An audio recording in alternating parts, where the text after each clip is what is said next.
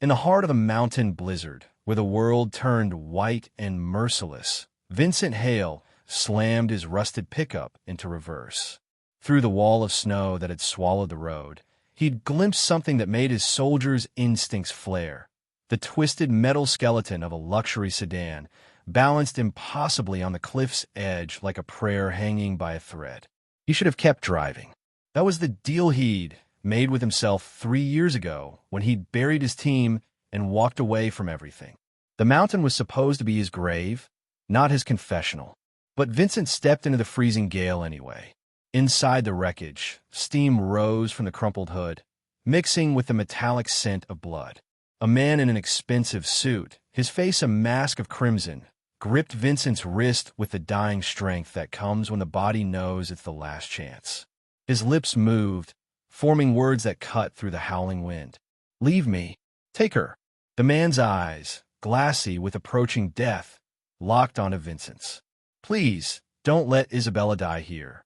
Vincent followed the man's desperate gaze to the passenger seat, where a woman lay unconscious, her blonde hair matted with blood, her breathing shallow. The car groaned, metal screaming as it shifted another inch toward the 300-foot drop into nothingness.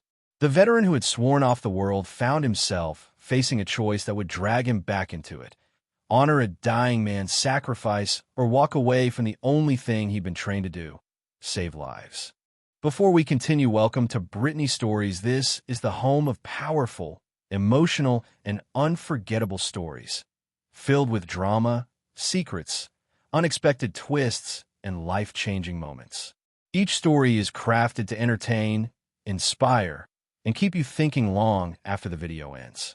If you love shocking reveals, hidden identities, billionaire secrets, and stories that touch the heart, you're in the right place.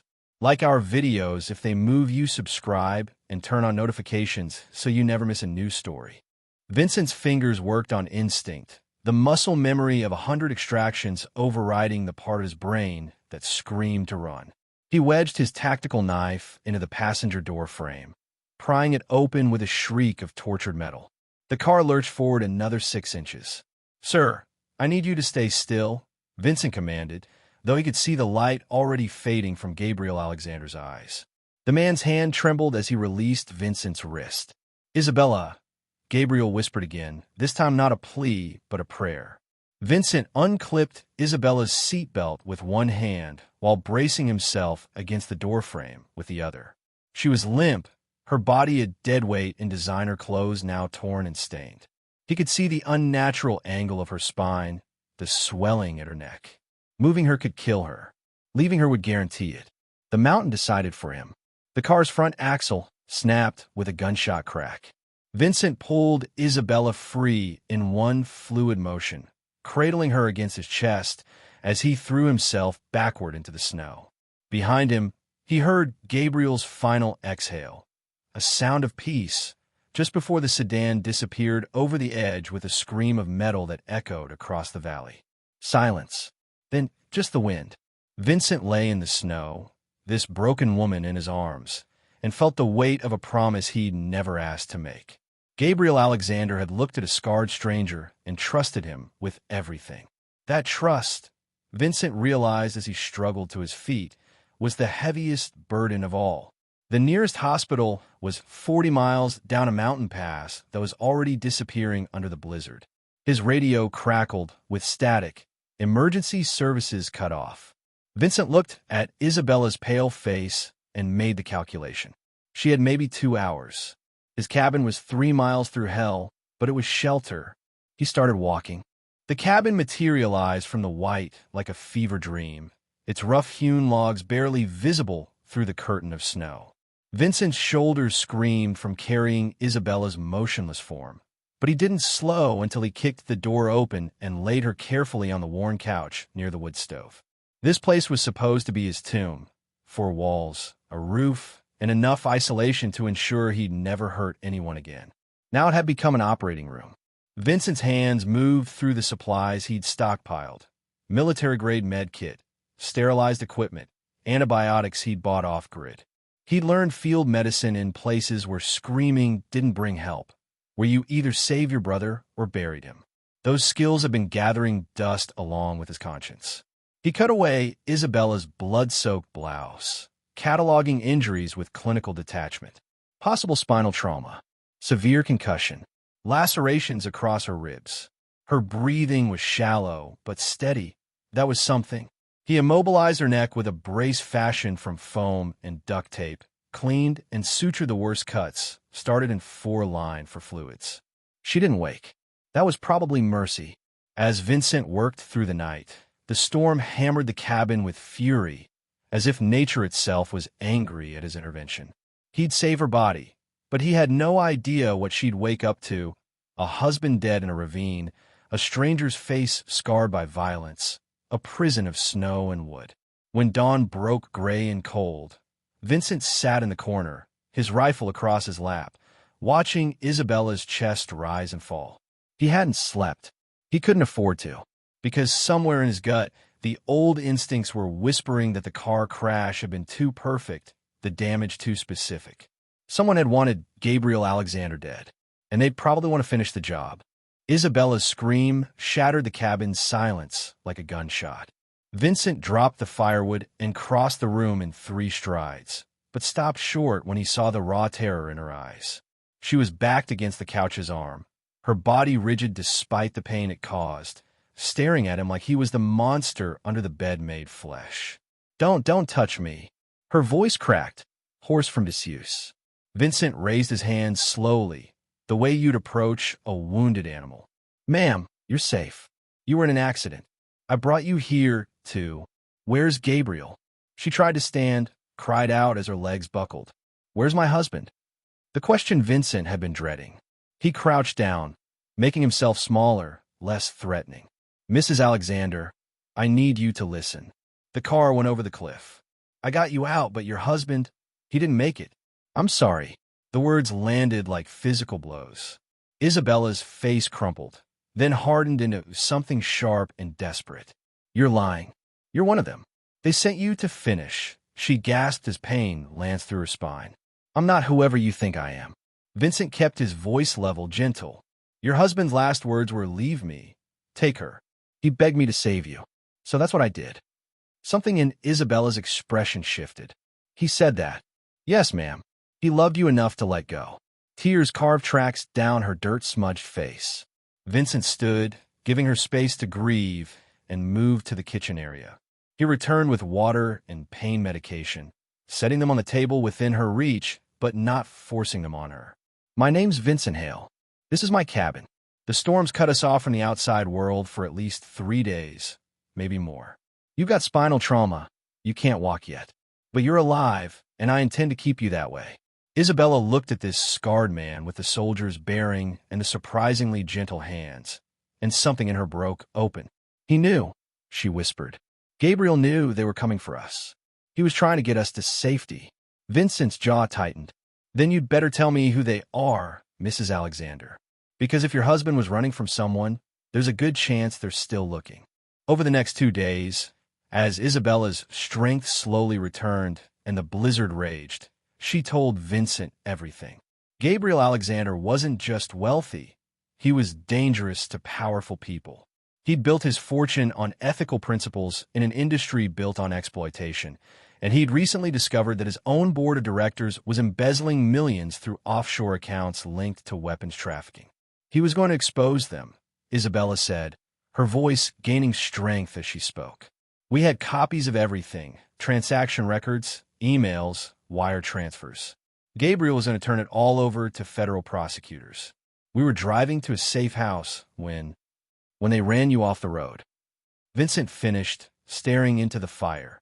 He'd seen this pattern before, in different uniforms in different countries, but the script was always the same: money, power, and the people who would kill to protect both. Isabella watched him, this stranger who moved like a predator but tended her wounds like a nurse. "You said you're not one of them, but you know how they think, how they operate." Vincent was silent for a long moment. "I used to be the kind of man who gets sent when someone needs a problem solved quietly. I was good at it. Too good." He met her eyes, and she saw the ghost swimming there. "Then I lost my whole team because I trusted the wrong intelligence. 12 good people died because I led them into a trap. I came here to make sure I never led anyone anywhere again. But you saved me. Your husband didn't give me a choice." Vincent's voice was rough. He looked at me, a stranger covered in scars and ice, and trusted me with the most important thing in his world. That kind of trust, it's a debt I can't walk away from. Isabella shifted carefully, wincing. The evidence. It was in the car.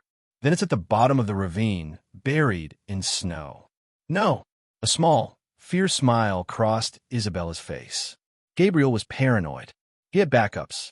Cloud storage, dead man switches, copies sent to journalists. They killed him, but they didn't win. Vincent's respect for the dead man grew. Then they're going to come looking for confirmation. They need to be sure you're both dead. And when they find out I'm not, Vincent stood and walked to the window, looking out at the endless white. Then your husband's dying wish becomes my mission. He asked me to keep you alive, Mrs. Alexander. So that's exactly what I'm going to do. Time moved differently in the cabin, measured not by clocks but by the rhythm of survival. Vincent would wake before dawn to clear snow from the door, check the perimeter, split wood while his breath crystallized in the air. Isabella would watch from the window, learning to read his movements, the economical grace of someone trained to waste nothing, not even motion. She was healing. Her legs had regained sensation, though walking was still agony. Vincent had fashioned a brace from materials that had no business becoming medical equipment, but somehow worked. He never mentioned his skill, never asked for gratitude. He simply did what needed doing. On the fourth morning, Isabella found something wrapped in cloth on the table beside her makeshift bed. Inside was a small music box, its mechanism carefully repaired with wire and patience. She wound the key with trembling fingers, and a delicate melody filled the cabin. The same song Gabriel had hummed while making breakfast on Sunday mornings. "I found it in your coat pocket," Vincent said from across the room, not looking at her. "It was broken from the crash. Thought you might want it working again." Isabella's throat tightened. "How did you know which song?" "Lucky guess." But his voice carried something that wasn't luck. It was the attention of someone who noticed everything, who listened to the things people didn't say. That afternoon, Vincent was cleaning his rifle when Isabella approached with the first aid kit. "Your turn," she said. "I'm fine. You have an infected wound on your shoulder. I can smell it. Sit down." Vincent raised an eyebrow, but complied. As Isabella cleaned the gash he'd gotten hauling wood, her fingers gentle but efficient, he asked, "Where'd you learn field dressing?" "I was a nurse before I met Gabriel. Trauma unit in Chicago. I've seen worse than this." She paused. "But not on someone who just ignores it. Pain's just information. That's what gets soldiers killed." Isabella met his eyes. "You saved my life, Vincent. Let me help keep you alive, too." Something unspoken passed between them in that moment. A recognition that they were both survivors of different wars, both carrying wounds that couldn't be bandaged. As the music box played its gentle song and the fire crackled, the cabin stopped feeling like a prison. For the first time since his team died, Vincent felt the weight on his chest ease just slightly. Maybe redemption wasn't about forgetting. Maybe it was about finding something worth protecting again. Vincent spotted the first thermal drone on day 6, a dark speck against the gray sky that moved too deliberately to be a bird. He said nothing to Isabella, but she noticed the change in him immediately. The way his shoulders tensed, how his eyes tracked the tree line with renewed intensity. "They're here, aren't they?" she asked. Vincent lowered his binoculars. 2 drones in the last hour. They're mapping the area, probably using thermal imaging to scan for heat signatures. He turned to her. "How many people knew you were taking this route?" "Only Gabriel's assistant, Marcus. He booked the car service, arranged a safe house." Isabella's face paled. "Oh God, Marcus has been with Gabriel for 10 years. He wouldn't. Money makes people do things they never thought they would." Vincent was already moving, checking weapons, counting ammunition. They're being thorough, professional. That means they'll have a ground team following the drone survey. That evening, Vincent climbed to the ridge with night vision goggles he'd sworn he'd never use again. What he saw made his blood run cold. 3 black SUVs parked at the base of the valley, their occupants setting up a command post with military precision. He counted at least 8 operatives, all armed with high-end equipment. When he returned to the cabin, Isabella was sitting by the fire, Gabriel's music box in her hands. She looked up, and whatever she saw in Vincent's face told her everything. "How long do we have?" she asked. "They'll move at first light. The snow's slowing them down, but they know roughly where the car went over. They'll start a grid search, working their way up." Vincent crouched beside her. "Isabella, I need you to understand something. These aren't cops or rescue workers. These are the people your husband was running from, and they're here to make sure the job gets finished. Can we run? Get to your truck, drive out the back way." Vincent shook his head. "They've got the only road out covered, and you can barely walk 20 feet without pain. We'd be sitting ducks." He paused, something hardening in his eyes. "But this cabin? I chose this location for a reason. It's defensible." Isabella stared at him. "You're talking about a fight. I'm talking about survival. Your husband asked me to protect you. These people are here to make sure that doesn't happen." Vincent checked his rifle. The movement's automatic, ritualistic. "I've spent 3 years trying to forget what I was trained for. Looks like that past just caught up with both of us." Outside, the wind howled, and somewhere in the darkness, men with no conscience prepared to kill the woman a dying man had begged a stranger to save. Vincent had made a promise at the edge of that cliff. Now he'd keep it, even if it meant becoming the warrior he'd tried to bury. Vincent moved through the cabin with purpose, and Isabella watched a transformation she couldn't fully comprehend.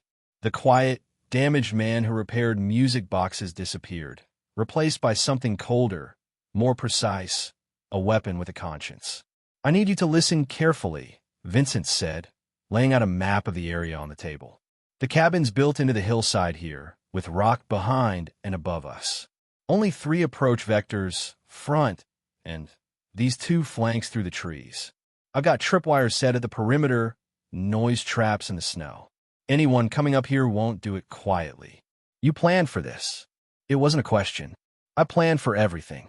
Vincent's jaw tightened. When you're running from yourself, you prepare for the day something finds you anyway. He showed Isabella the panic room he'd built into the floor beneath the cabin. A reinforced crawl space with supplies, a radio, an escape tunnel that led 100 yards into the forest. If things go wrong, you get down there and you run. Don't wait for me, don't look back. You run until you hit the ranger station on the East Ridge. I'm not leaving you to. Yes, you are. Vincent's voice was steel. Your husband died so you could live. I'm not letting that sacrifice be for nothing because you decided to play hero. You survive, Isabella. That's the mission. That's the only thing that matters. Through the night, Vincent prepared.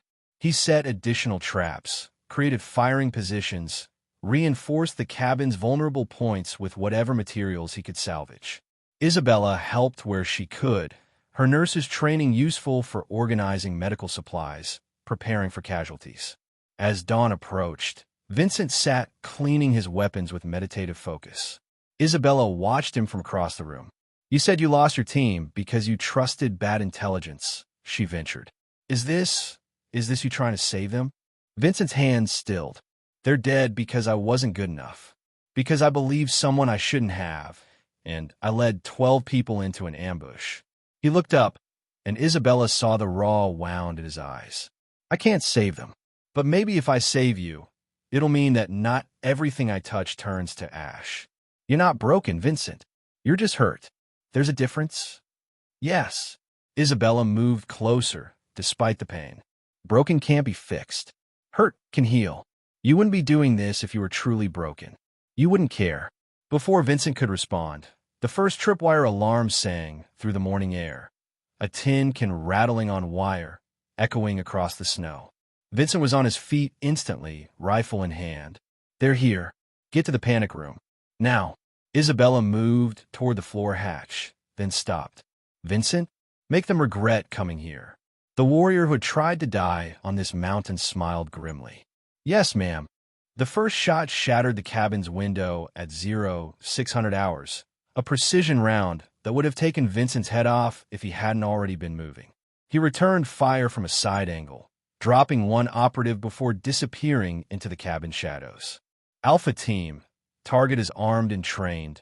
A voice crackled over radio frequencies Vincent had intercepted with his old equipment. Repeat, we have military-grade resistance. Adjust approach. Good, Vincent thought. Let them be cautious. Caution burns time. Isabella was in the panic room below, but she could hear everything. The crack of gunfire, the thud of boots on wood, Vincent's controlled breathing as he moved between firing positions like a ghost. He'd been right about the cabin's design. The attackers had a funnel through kill zones he'd spent 3 years perfecting. But there were 8 of them and 1 of him. Vincent had already accepted the math. The goal wasn't to win. It was to delay, to make them work for every inch until help could arrive. He'd triggered the emergency beacon, sent coordinates to every authority channel he could reach. Someone would come. Eventually, he just needed to keep Isabella alive until they did. The second wave came harder. Flashbangs through the windows, suppressing fire that tore apart furniture and walls. Vincent responded with calculated bursts, using ammunition like currency he couldn't afford to waste. He caught another operative in the doorway, watched the man fall. He's alone, someone shouted. One shooter, defensive position. We can overwhelm him. They tried. 4 operatives rushed the cabin simultaneously from different angles, and for 30 seconds the world became thunder and muzzle flash. Vincent moved on pure instinct, the training he'd honed in a dozen war zones taking control. Target, fire, move. Breathe, assess, repeat. When the smoke cleared, 2 more attackers were down. But Vincent had taken a round through his shoulder, and blood was painting his tactical vest crimson. Below, Isabella heard him grunt in pain and made a choice. She emerged from the panic room with a medical kit and Vincent's backup pistol. I told you to stay down. Vincent snarled through gritted teeth. And I told you I was a trauma nurse. Isabella's hands were steady as she applied a pressure bandage. You saved my life. I keep you from bleeding out. We're partners now. Deal with it. Despite everything, Vincent almost smiled. Yes, ma'am. The final assault came at dawn. 3 remaining operatives coordinating a professional breach. But they were facing a man who had nothing left to lose and a woman who'd already lost everything except the will to survive. When the state police helicopters finally crested the ridge an hour later, they found a cabin that looked like a war zone, 3 wounded operatives in zip ties, and Vincent Hale, sitting on the porch with his rifle across his lap, and Isabella Alexander alive beside him. The helicopters brought chaos. Medics, police, federal agents in suits who looked at the scene with expressions caught between horror and awe. They loaded the wounded operatives into custody, their corporate backing already crumbling as Gabriel Alexander's dead man, switch activated, and evidence flooded newsrooms across the country. Vincent watched it all from the shadows, the warrior disappearing back into the ghost. He'd given his statement to the police, explained the self-defense scenario clearly enough to avoid immediate arrest. But as the cameras arrived, as reporters descended on the story of the corporate conspiracy and the mountain siege, Vincent began moving toward the tree line. Wait! Isabella's voice cut through the commotion. She pulled away from the medics, trying to load her onto a stretcher, and crossed the snow with painful determination. Where do you think you're going? This isn't my world, Isabella. It never was. Vincent gestured at the chaos. You're safe now. That's all that matters. The hell it is. Isabella grabbed his jacket with surprising strength. You don't get to save my life and then disappear like you were never here. You don't get to be invisible anymore. Vincent Hale. A federal agent approached, her badge reading FBI. Mr. Hale, we're going to need you to come with us. There are questions about. He's a hero, Isabella interrupted, her voice carrying across the clearing with the force of someone who'd found their power. This man risked everything to honor my husband's dying wish. He protected me from corporate assassins when he could have walked away. The world needs to know what he did. Ma'am, we understand, but procedure. Then I'll tell them myself. Isabella turned to the cameras, and despite her injuries, despite the pain and grief and exhaustion, she stood tall. The stranger who saved me was Vincent Hale. He's a veteran who lost his team and came here to die. Instead, he chose to live. He chose to fight. He proved that some men are still worth saving. The cameras flashed. The reporters shouted questions. And Vincent stood frozen, caught between the life he'd tried to leave behind and the recognition he'd never sought. Later, in the hospital, Isabella would learn that Gabriel had survived, barely. He'd been found by rescue teams at the ravine's base, hypothermic and broken, but breathing. The news would bring her to tears, but part of her would always carry the grief of those moments when she'd believed him lost. Vincent would refuse all interviews, all offers for book deals and movie rights. He'd returned to his mountain, but something had changed. The cabin was no longer a tomb, but a sanctuary he occasionally left, volunteering with veteran support groups, teaching survival skills to at-risk youth. He'd saved Isabella Alexander, not because he was trying to save his team, but because a dying man had looked at him and seen someone worth trusting. That recognition, that final act of faith from Gabriel Alexander, had given Vincent something he thought he'd lost forever. A reason to believe he was still human, still capable of protecting instead of destroying, still worthy of the light. 6 months later, Isabella would visit the cabin with Gabriel, both of them healing but alive. She'd bring Vincent a new music box and a simple thank you. But the real gift was in what she'd tell the world, that the stranger on the mountain was more than his scars, more than his past. He was proof that redemption doesn't come from forgetting who you were. It comes from choosing, in one crucial moment, to be who you needed to be. And sometimes, that choice leaves everyone speechless. Vincent Hale's story reminds us that redemption isn't found in running from our past. It's discovered in the moments we choose to stand and fight for something greater than ourselves. A dying man's plea, "Leave me, take her," became more than words in a blizzard. It became a second chance for a warrior who thought he was beyond saving. But this story makes us wonder, what would you have done at that cliff's edge? Would you have honored Gabriel's dying wish or driven away from the danger? Have you ever been given a second chance by a stranger's trust? And what does it truly take for someone to transform from broken to whole? Vincent found his redemption in protecting Isabella. Gabriel found peace knowing his sacrifice meant something. And Isabella discovered that the most unlikely heroes often come with scars that tell stories of their own. Now I want to hear from you. Do you believe people like Vincent can truly find redemption, or are some wounds too deep to heal? What would you have done if you were Vincent? Save both, honor the dying wish, or walk away? Have you ever had someone show you unexpected kindness that changed your life? Drop your thoughts in the comments below. Your perspective matters, and I read every single comment. If this story moved you, gave you chills, or made you believe in second chances, smash that like button. It helps stories like Vincent and Isabella's reach people who need to hear them. And if you're craving more heart-pounding tales of redemption, sacrifice, and unexpected heroes, subscribe to Brittany's Stories and hit that notification bell so you never miss a story that could change how you see the world. Remember, sometimes the most broken people are the ones strong enough to save others. Until next time, keep believing in second chances.